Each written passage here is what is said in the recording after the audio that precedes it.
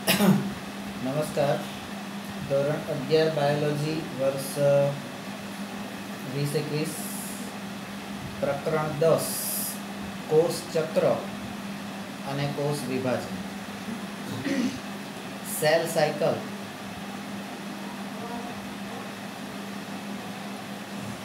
And cell division.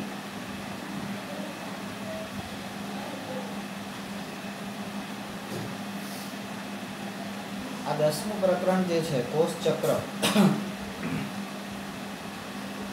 આપણને બધાને ખબર છે કે કોઈ પણ કોષ જે છે એ કોષ ઉત્પન્ન થાય છે અને એનું જે કાર્ય ને બધું કરીને એનો નાશ પણ થાય છે.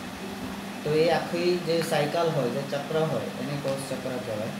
અને આપણે નાના ધોરણમાં ભણ્યા છે કે વૃદ્ધિ અને વિકાસ એ કોષ વિભાજન, કોષના વિભાજનના તબક્કો જે હોય કોષ વિભાજનના કારણે થાય છે. અને કોષ વિભાજનમાં આપણને એટલી પણ ખબર છે કે કોષ વિભાજન એ અર્ધીકરણની પ્રક્રિયા, 1 ના 2, 2 ના 4, 4 ના 8, 8 ના 16, 16 ના 32 એ રીતે અર્ધીકરણની જે પ્રક્રિયા છે એના દ્વારા થાય છે. બરાબર છે? આવું આપણને ખબર છે. તો આ જે પ્રકરણ કોષ ચક્ર અને કોષ વિભાજન, એની અંદર આપણે જે ભણવાનું છે એ 5 મુદ્દા અહીંયા આગળ આપણને આપેલા છે. બરાબર? એટલે આપણે જ્યારે કોઈ પણ ચેપ્ટર જ્યારે શરૂ કરીએ છીએ સૈનિક આ રહી લઈ તો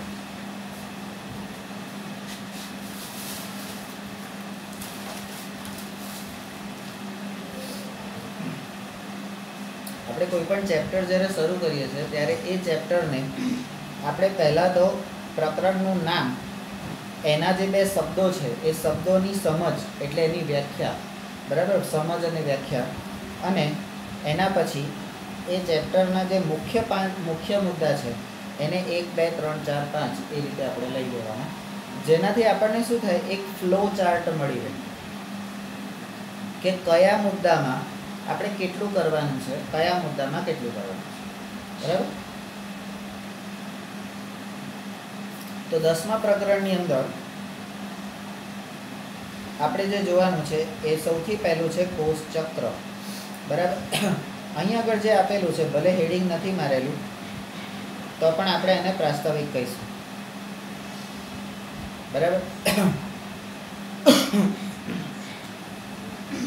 નંબર 1, શું તમે જાણો છો? શું જાણો છો? તમે જાણો છો બધા સજીવો પછી સૌથી મોટા, બધા સજીવો પછી સૌથી મોટા કેમ ના હોય? નાનાથી માંડી મોટા બધા જ, તેઓના જીવનની શરૂઆત, આ બધા સજીવોના જીવનની શરૂઆત એક જ કોષથી થાય છે. એ આપણને બધાને ખબર છે. કેવી રીતે? તો પેલા એક જ કોષથી થાય છે ને, હે? બરાબર? મિલિયન્સમાંથી પણ એક અને એકમાંથી પણ એક. બરાબર? હોય છે એવું 2-3 જામ એ થઈ જાય, એવું થાય છે? બરાબર? નંબર 2, તમને આશ્ચર્ય થશે, પહેલા કહે છે જાણો છો, પછી કહે છે આશ્ચર્ય થશે, એક કોષમાંથી આટલા મોટા સજીવનું નિર્માણ કેવી રીતે થાય? કોઈ પણ સજીવનો જ્યારે જન્મનું બંધારણ એટલે મૂળ શું કહેવાય, પેલો કોસેટો બને, એમ 2 કોષોનું જોડાણ થઈને એક બને. બરાબર? ભ્રૂણ બને, એવું હતું ને, ભ્રૂણ. પછી આટલું જ હોય. બરાબર? એમાંથી આટલું મોટું થઈને આટલો મોટો સજીવ કેવી રીતે બની ગયો? બરાબર? તો એ આપણને આશ્ચર્ય થવું જોઈએ. સામાન્ય રીતે કોઈને આશ્ચર્ય થતું નથી, કારણ કે બધાને ખબર જ હોય કે આવડું હોય ને આવડું થઈ જાય. એની પાછળનું સાયન્સ શું છે એ કદાચ એને ખબર નથી, પણ એને મેથડ ખબર છે. બરાબર? એટલા માટે વૃદ્ધિ અને પ્રજનન બધા કોષની લાક્ષણિકતા છે. નંબર 4, તથા બધા જ સજીવોની જરૂરિયાત છે.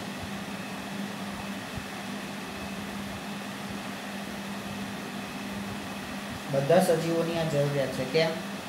તો કે પોતાના જેવા બીજા સજીવો નિર્માણ કરવા માટે, પોતાની વૃદ્ધિ એટલે વંશ વેલો આગળ ધપાવવા માટે.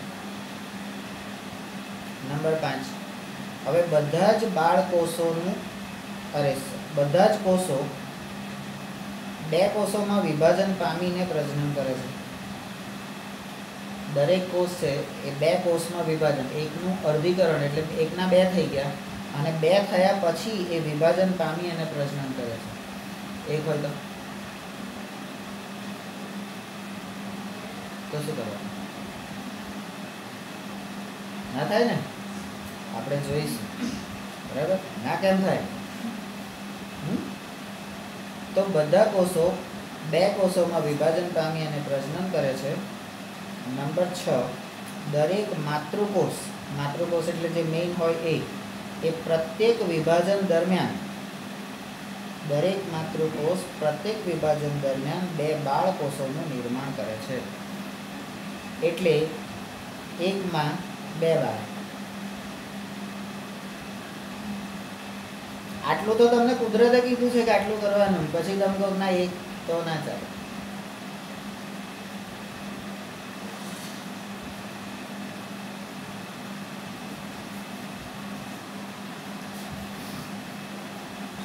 બરાબર? તો દરેક માતૃકોષ પ્રત્યેક વિભાજન દરમિયાન 2 બાળકોષોનું નિર્માણ કરે છે. નંબર 7, આ નવા નિર્માણ પામેલા બાળકોષો કોઈને આપણે કશું કરવાની જરૂર પડતી નથી. આ નવા નિર્માણ પામેલા બાળકોષો આપમેળે પોતાની જાતે વૃદ્ધિ અને વિભાજન પામે છે. મને એવો વહેમ હોય છે કે મેં ઉછેરીને મોટો કર્યો. મને એવો વહેમ હોય છે કે આ બધું મેં કર્યું, પણ એકચ્યુઅલી એવું હોતું નથી. બરાબર? પણ તો એવું બધા માને છે. નંબર 8, એક જ માતૃકોષ તથા તેની સંતતિની વૃદ્ધિ અને વિભાજનથી નિર્માણ પામતા નવનિર્મિત કોષોની સંખ્યા વધે છે. હવે એક માતૃકોષ એણે 2 બાળકોષોનો જન્મ આપ્યા. હવે આ બંને બાળકોષો પાછા ફરીથી એક માતૃકોષ એ બંનેને 2 કરશે. બરાબર? તો એ રીતે એની સંખ્યા વધતી જશે. બરાબર? નંબર 9, બીજા અર્થમાં કહીએ તો વૃદ્ધિ અને વિભાજનના આવા ચક્રો પૂર્ણ થયા બાદ એક જ કોષ લાખો કોષો ધરાવતી બંધારણીય સંરચના, એક જ કોષ એ લાખો કોષો ધરાવતી બંધારણીય સંરચના બનાવે છે. એક કોષમાંથી લાખો કોષ બની ગયા. કેવી રીતે? 1 ના 2, 2 ના 4, 4 ના 8, 8 ના 16, 16 ના 32, 32 ના 64. બરાબર? તો આવું દરેક કોષ, દરેક સજીવ કોષ જે છે એની અંદર આ વસ્તુ થાય છે. પછી એ વનસ્પતિ હોય કે પ્રાણી કોષ. બરાબર? તો આ લોકોએ કીધું કે ભાઈ ચક્રો, વૃદ્ધિ અને વિભાજનના ચક્રો. તો વૃદ્ધિ અને વિભાજનના ચક્રો છે, તો એ કોષ ચક્ર શું છે? Cell cycle.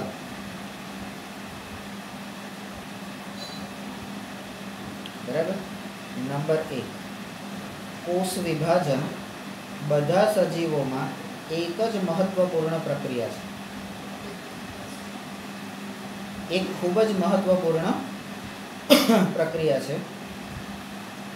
કોષ વિભાજન દરમિયાન ડીએનએનું સ્વયંજનન આપણે આવી ગયું છે. કોષ વિભાજન દરમિયાન ડીએનએનું સ્વયંજનન અને કોષ વૃદ્ધિ થાય છે. બરાબર? નંબર 3, આ બધી પ્રક્રિયાઓ જેમ કે કોષ વિભાજન, ડીએનએનું સ્વયંજનન અને કોષ વૃદ્ધિ, આ 3 પ્રક્રિયાઓ એકબીજા સાથે સંકળાઈને સંકલિત રીતે યોગ્ય કોષ વિભાજન અને બાળકોષોનું માતૃકોષ જેવું જનીન સંકુલ ધરાવતા સંતતિ કોષોના નિર્માણને સૂચવે છે. અને નંબર 4, કોષ તેના દ્વારા જનીન દ્રવ્યોનું દ્વિગુણન, બરાબર, આપણે કહે છે ને 50-50, બરાબર. અન્ય ઘટકોનું સંશ્લેષણ, આપણા શરીરમાં અન્ય ઘટકો હોય ને જનીનો સિવાયના, બરાબર. અને ત્યાર પછી બે બાળકોષમાં તેનું વિભાજન પામવાની ઘટનાક્રમને, એટલે આ કોષ તેના દ્વારા જનીન દ્રવ્યોનું દ્વિગુણન, અન્ય ઘટકોનું સંશ્લેષણ અને ત્યારબાદ બે બાળકોષોમાં તેનું વિભાજન પામવાના ઘટનાક્રમને કોષ ચક્ર કહેવામાં આવે છે. તો અહીંયા થઈ તમારી કોષ ચક્રની વ્યાખ્યા, બરાબર. હવે આપણને એવું થવું જોઈએ કે સારું, આ કોષ ચક્રની ઉપરનું બધું આપ્યું, તો આ બધું શું છે? તો એ પણ સમજૂતી જ છે, એ આની નીચે આપણે લેવાની છે. આપણે કોષ ચક્રની વ્યાખ્યા પહેલી લેવાની, લખાણ આપણે જ્યારે મટીરિયલ તૈયાર કરીએ ત્યારે છે, બરાબર. નંબર 5, હવા. છતાં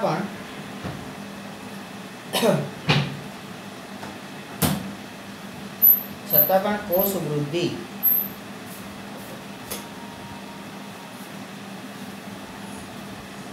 વૃદ્ધિ એટલે કે કોષ રસના જથ્થામાં થતા વધારાના સંદર્ભમાં, આ કોષ વૃદ્ધિ એટલે કોષ રસનો જથ્થો વધતો જાય, પ્રવાહી વધતું જાય, એના સંદર્ભમાં એક સળંગ પ્રક્રિયા છે. આ કોષ વૃદ્ધિ જે છે એક સળંગ પ્રક્રિયા છે, અને જેમાં ડીએનએનું સંશ્લેષણ કોષ ચક્રના કોઈ એક વિશિષ્ટ તબક્કે થાય છે. એટલે કોષ ચક્રનો એક એવો તબક્કો છે કે જેમાં ડીએનએનું સંશ્લેષણ થાય છે, બરાબર. નંબર 6, કોષ વિભાજન દરમિયાન દ્વિગુણિત રંગસૂત્રો, એટલે કે ડીએનએ દ્વિગુણિત રંગસૂત્રો, બરાબર. તેવી 26, તેવી તારા તેવી મારા, દ્વિગુણિત, બરાબર. તો દ્વિગુણિત રંગસૂત્રો ડીએનએ જટિલ ઘટનાક્રમ દ્વારા, આ ઘટનાક્રમ કે બહુ સહેલો નહીં, કારણ કે તમને ખબર છે અંદર કેટલું ભરેલું છે અને દરેકે દરેક લક્ષણ માટે જવાબદાર છે. તો એ ઘટનાક્રમ જટિલ છે, સરળ નથી, પણ એ ઘટનાક્રમ દ્વારા બાળ કોષ કેન્દ્રોમાં વિતરણ પામે છે. અને નંબર 7, આ બધી જ ઘટનાઓ, આ ડીએનએનું જે દ્વિગુણિત રંગસૂત્રોનું ઘટનાક્રમ, કોષ વિભાજન, બરાબર, આ બધી ઘટનાઓ જનીનિક નિયંત્રણ હેઠળ થાય છે.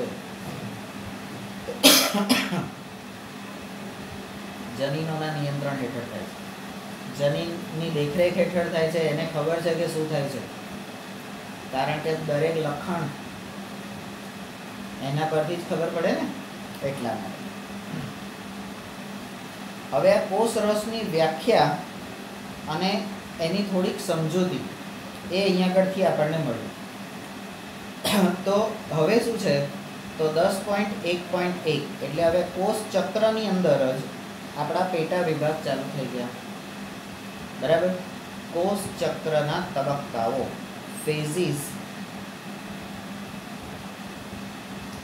Of cell cycle.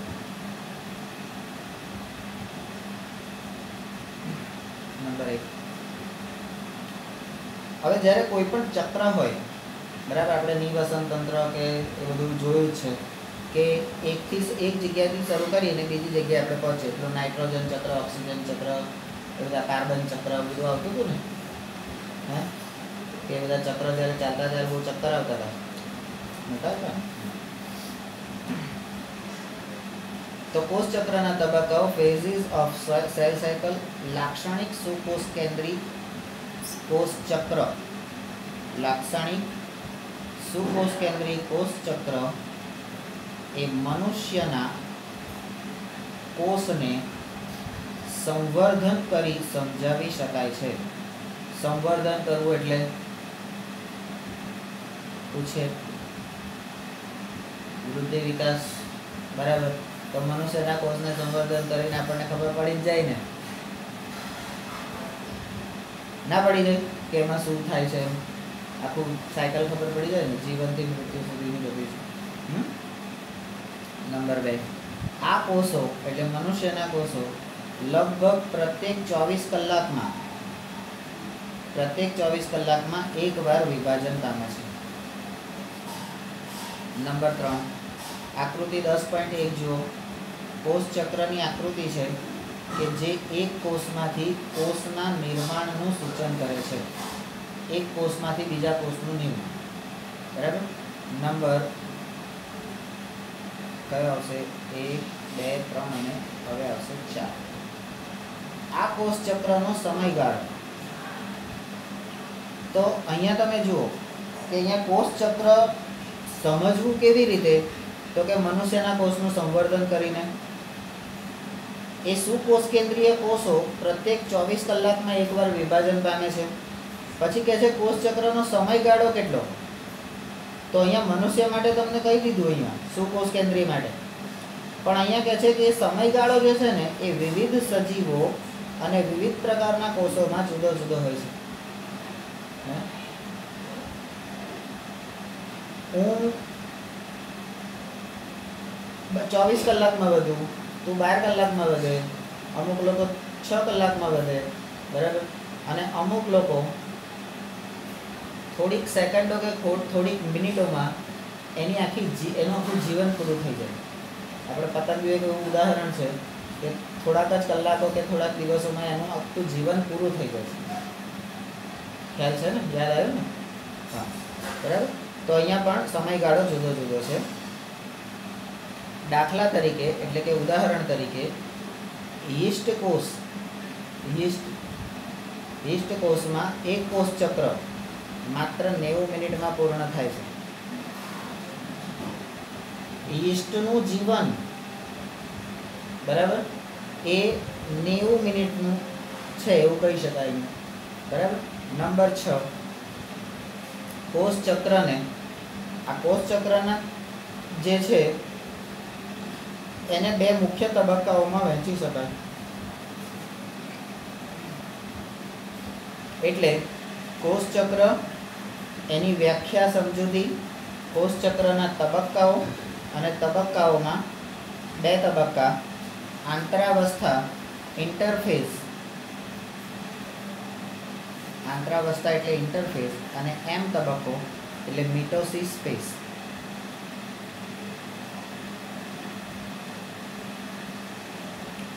हवे आ मिटोसिस शब्द याद करो 8मા प्रकरण में क्यांक आवतो तो।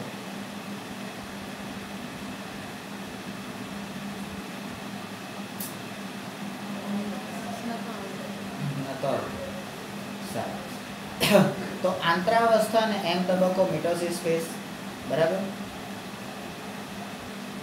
हवे आ कोष चक्रना 2 तबक्का आई गया। विभाजन तबक्को 6 पछी 7मो नंबर, विभाजन तबक्को एम अवस्था। विभाजन तबक्को एम अवस्थाए अवस्थाओने रजू करे छे के जेमां वास्तवमां कोष विभाजन के समसूत्री भाजन, कोष विभाजन के समसूत्री भाजन थाय छे। अने એટલે એમ તબક્કાની વાત થઈ। એમ તબક્કાની નીચે આટલું લખવાનું। અને નંબર 8, આંતરાવસ્થા એટલે આવ્યા ઇન્ટરફેસ, એ 2 ક્રમિક એમ અવસ્થાઓની વચ્ચેની સ્થિતિ રજૂ કરે છે। હવે તમને એવું આમ ખ્યાલ ના આવે કે ભાઈ આંતરાવસ્થા પહેલું છે તો આ પહેલું પેલું લખ્યું હોય તો શું વાંધો આવે? આ એન્ડથી જ જોડવાનું હતું ને, તો કેમ આવું કર્યું હશે? કંઈક તો કારણ હશે ને, બરાબર। તો વિભાજન તબક્કો, અહીંયા કોષનું વિભાજન, એ વિભાજન તબક્કો એ અવસ્થાઓને રજૂ કરે છે જેમાં કોષ વિભાજન કે સમસૂત્રી વિભાજન થાય છે અને આંતરાવસ્થા એ 2 આ બંને ક્રમિક એમ અવસ્થાઓ એટલે જે વિભાજનની જે બે ક્રમિક અવસ્થાઓ છે એની વચ્ચેની જે સ્થિતિ છે એ વચ્ચેની સ્થિતિ એટલે આંતરાવસ્થા છે. એટલે પહેલું વિભાજન થશે તો વચ્ચેની સ્થિતિ આવશે ને, વિભાજન થશે જ નહીં તો વચ્ચેની સ્થિતિ કેવી રીતે આવશે? એટલા માટે આ રીતે કરેલું છે. ખ્યાલ આવ્યો? એટલે આપણે કોઈ વસ્તુને છોડવાની મારા સિવાય તો કઈ વસ્તુ છું ધ્યાનમાં રાખવા જેવી મહત્વની વાત ધ્યાનમાં રાખજે. ધ્યાનમાં રાખવા જેવી મહત્વની વાત છે એ છે કે મનુષ્યમાં એટલે મારામાં સરેરાશ કોષ ચક્રનો સમયગાળો 24 કલાકનો હોય છે. બરાબર? અહીંયા આગળ આપણે જોઈ લીધું છે. મનુષ્યમાં કોષ ચક્રનો સરેરાશ સમયગાળો 24 કલાકનો હોય છે ને 24 કલાક દરમિયાન શું થાય છે તમે જુઓ. નંબર 10 જેમાં કોષ વિભાજન માત્ર લગભગ 1 કલાકમાં પૂરું થઈ જાય તો બાકીના 23 કલાક કરવાનું શું? જો કોષ વિભાજન 1 કલાકમાં પૂરું થતું હોય બાકીના 23 કલાક શું કરવાનું બોલો? આપણે કશું બોલવાનું જેમ આવતું જાય એમ સમજ્યા કરવાનું. બરાબર? જ્યારે કોષ ચક્રના કુલ સમયગાળાના 95%થી વધારે સમય આ કોષ આંતરાવસ્થામાં જ પસાર કરે છે. હવે આંતરાવસ્થા કેમ પહેલી મૂકી ખબર પડી ગઈ?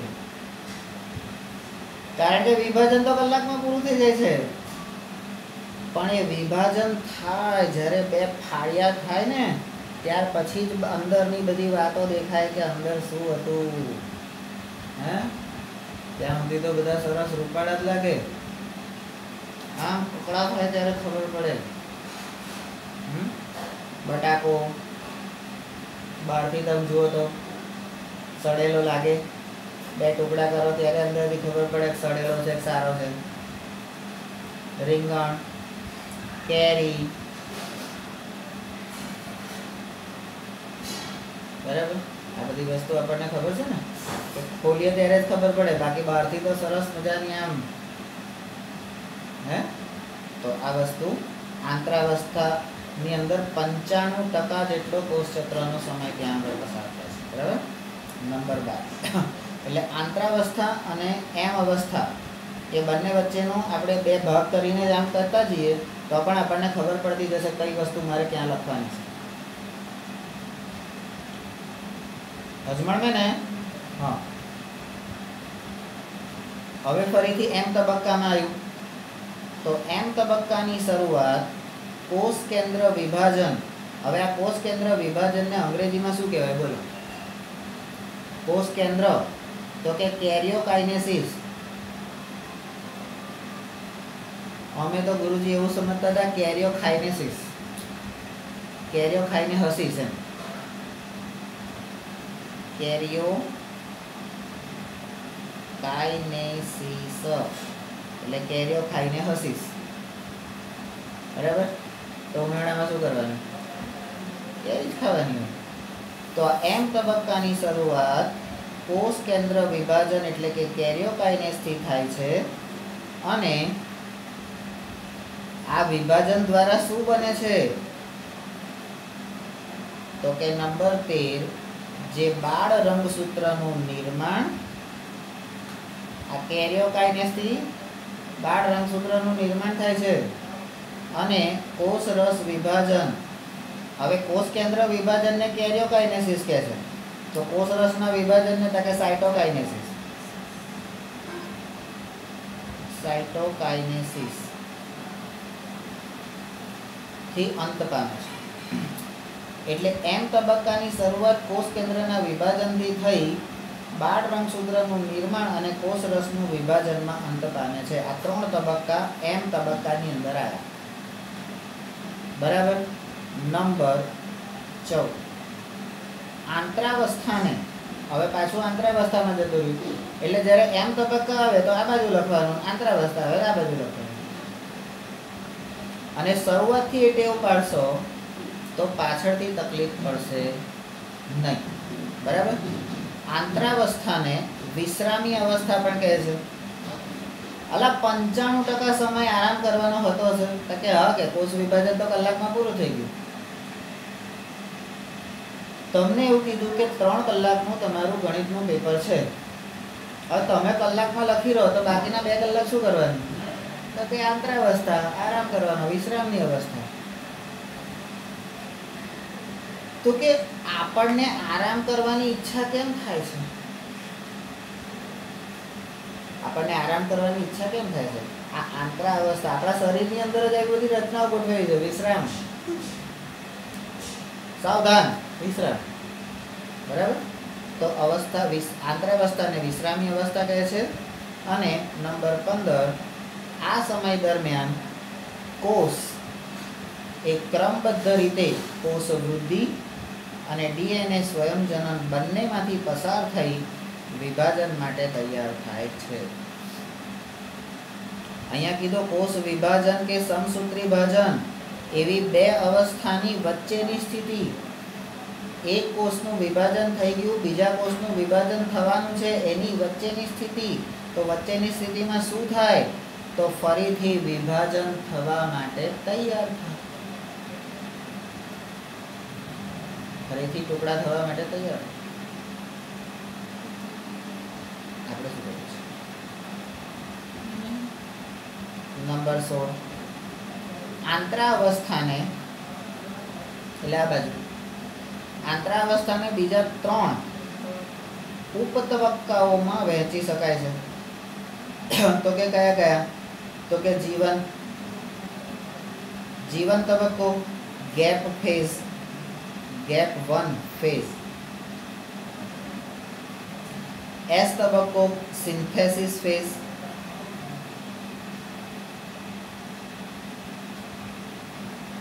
અને G2 તબક્કો, ગેપ 2.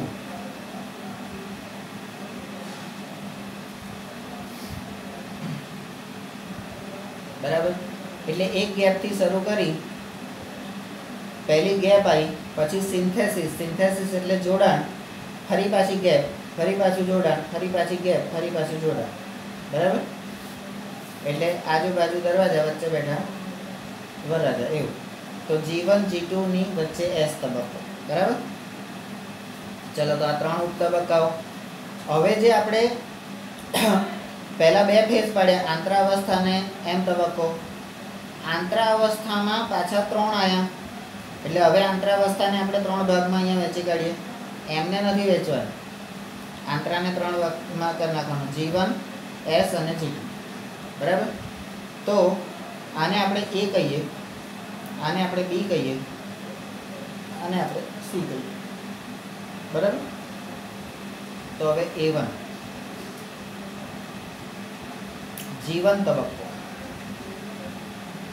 જીવન તબક્કો એ સમભાજન અને ડીએનએ સ્વયંજનનની શરૂઆત વચ્ચે સમભાજન એટલે સરખું વિભાજન અને ડીએનએ નું સ્વયંજનન જાતે ઉત્પત્તિ એની શરૂઆત થાય. ની શરૂઆત વચ્ચેના મધ્યસ્થી તબક્કાને અનુસરે છે. મધ્યસ્થી તબક્કો એટલે વચ્ચેનો, તો ગેપ છે ને. બરાબર. Number A2. કેમ A2? કારણ કે હજી આપણે જીવનમાં જ છે. એટલે જીવન અવસ્થામાં કોષ એ ચયાપચયિક રીતે સક્રિય હોય છે. એટલે મેટાબોલિઝમ એમાં કમ્પ્લીટ થતું હોય છે અને સતત વૃદ્ધિ કરે છે. પરંતુ A3 આ ડીએનએ નું સ્વયંજનન કરતો નથી. એટલે જીવન તબક્કામાં શું થાય છે? તો સમભાજન થાય છે, કોષ ચયાપચયિક રીતે સક્રિય હોય છે, સતત વૃદ્ધિ કરે છે, પણ ડીએનએ નું સ્વયંજનન કરતો નથી. હવે એસ તબક્કો આવ્યો એટલે આપણું B1. એસ તબક્કો B1. એસ તબક્કો અથવા તો એને સંશ્લેષણ તબક્કો પણ કહે છે. बराबर। संश्लेषण तबक्को કહે છે। तो જ્યારે કોઈ પણ પદાર્થનું સંશ્લેષણ થાય, હા, એટલે ઉત્પન્ન થાય ને, હા, તો આ તબક્કા દરમિયાન ડીએનએ નું સંશ્લેષણ, તો સ્વયંજનન આવી ગયું, ઉત્પન્ન થયું। संश्लेषण स्वयंजनन उत्पन्न थवुं, पैदा थवुं, आ बधा हरखा ज छे। मां मासीना दीकरा पण भाई बहन ज कहेवाय ने, हाँ, पण आपणे आ संश्लेषणनी जग्याए स्वयंजनन वापरी काढ्युं।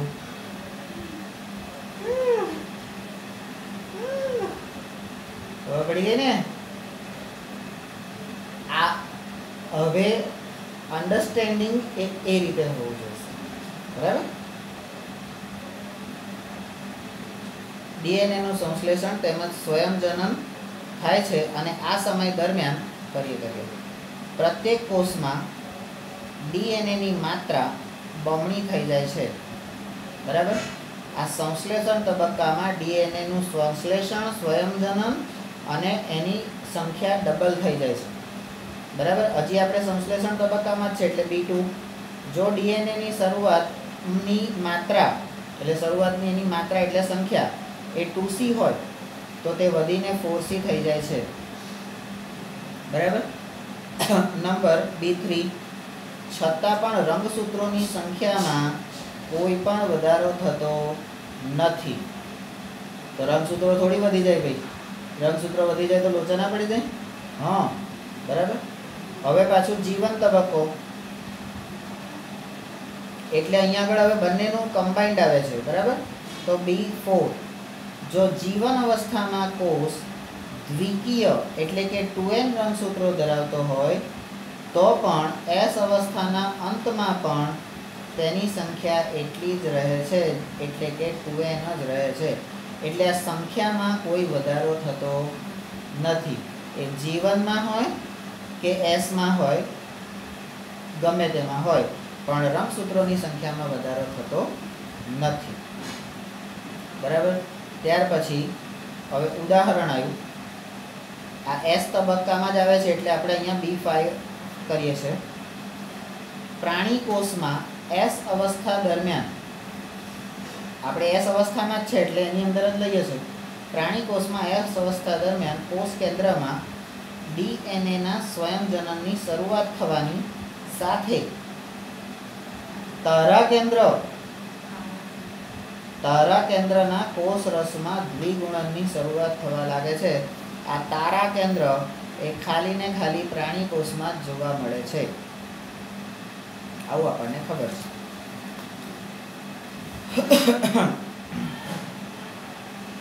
त्यार पछी हवे G2 अवस्था एटले C, तो C1, G2 अवस्था दरमियान समभाजननी तैयारी स्वरूपे